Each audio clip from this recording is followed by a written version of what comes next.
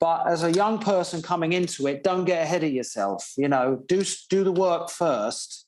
You know, don't overspend. I always say that. I've said it a couple of times on your podcast, I believe. Don't overspend. You know, do 2 jobs and work the training around as a second job and build it slowly. I mean, I have had gyms in the 80s, but when I started this recent incantation of this vital exercise thing, it was only, you know, we were doing 5 or 6 free workouts a week.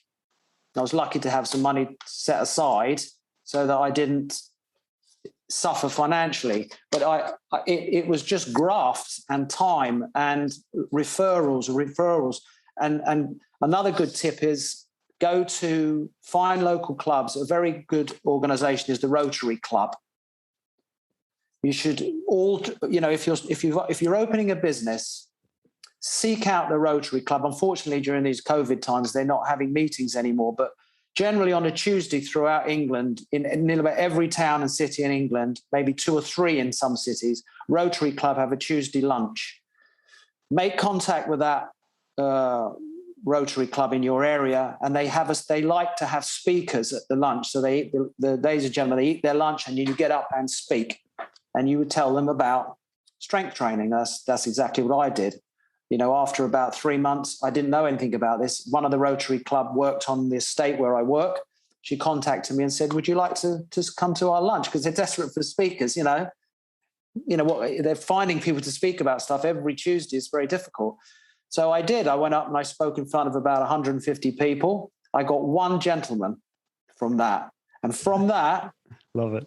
From that, I probably got 30 because he came in, I did a great job, and he told everybody. And then I went to speak at the other Rotary Club in the same city and I got a couple from there. And now I've got, you know, a lot of Rotarians, a lot of retired people in their 60s and 70s that created a nice core for my business. And from that, thanks to things like your podcast and various talk and things, it has grown and grown. But it's taken 10 years plus.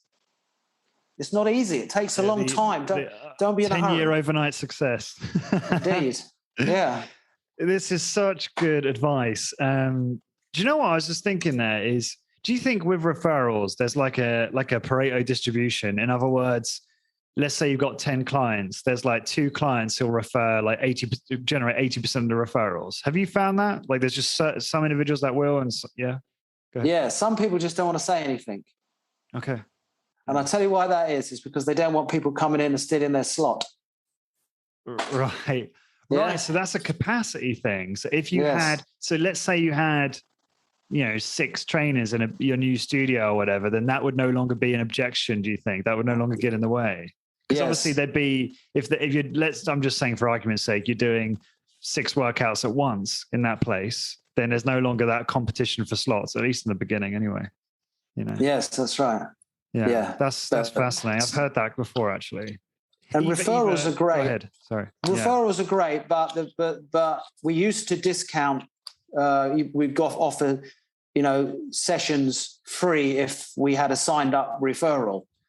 We don't do that anymore because I think we're cheap enough. We just say thank you, and we may give them a free workout if it worked very well.